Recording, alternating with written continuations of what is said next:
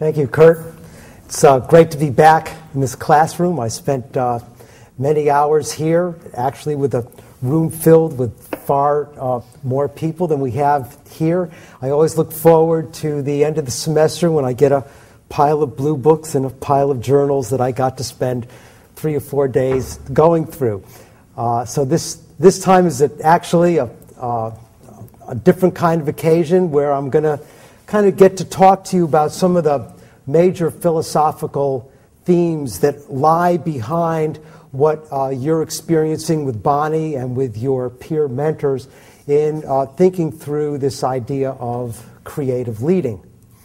I know you've been through a long day already, and I don't want to contribute to overloading your already, weighted brains. So I hope this will be in some kind of way levitating for you. I'm not going to be presenting you with any kind of new information whatsoever.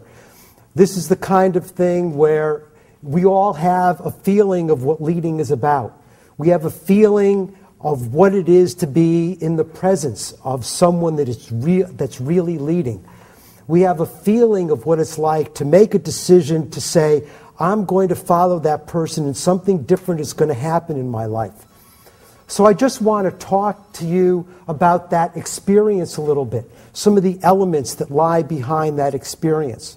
So there's no new information. But maybe what you can do through the fog of your fatigue during the day and is to step into this conversation, step into it in a lively way. Step into it in a way so that you think about how you've encountered leaders. Maybe how you've allowed them to come into your life, or maybe how, for some reason or another, you actually rejected stepping into that role of being someone's follower. And think about why you did that. Maybe you get to think about how it is that you are looked at as a leader, how it is that people are really deciding, they're really thinking about whether or not they are going to follow you. So take the time not to worry about information or new concepts or things that you have to take notes on, but literally think about how some of these ideas can play in your life. When I work with executives, as Kurt mentioned that I do, one of the things that I found to be consistently lacking in their lives was thinking through how they were going to step into this experience of leading.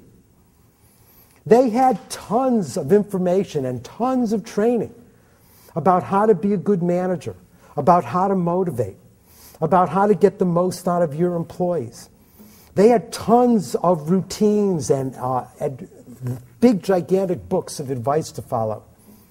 In one place that I work, Sandia National Laboratories, is now being managed by Lockheed Corporation. Lockheed has a book called Full Spectrum Leadership. It's a little book like this. It's this thick. It has about 180 pages. Each page has a separate division on how to measure up and how to evaluate yourself as a leader.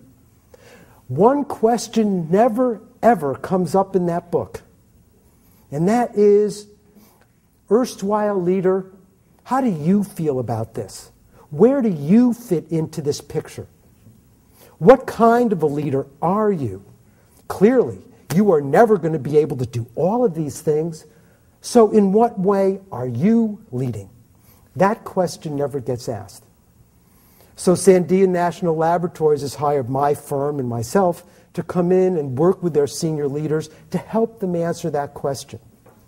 So I'm hoping that in our conversation today, in this talk today, you get to think around that for yourself.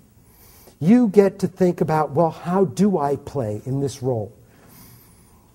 As I'm a young person looking ahead to my career, what is it that I'm going to do to offer leading? What is it that I'm going to do to learn leading?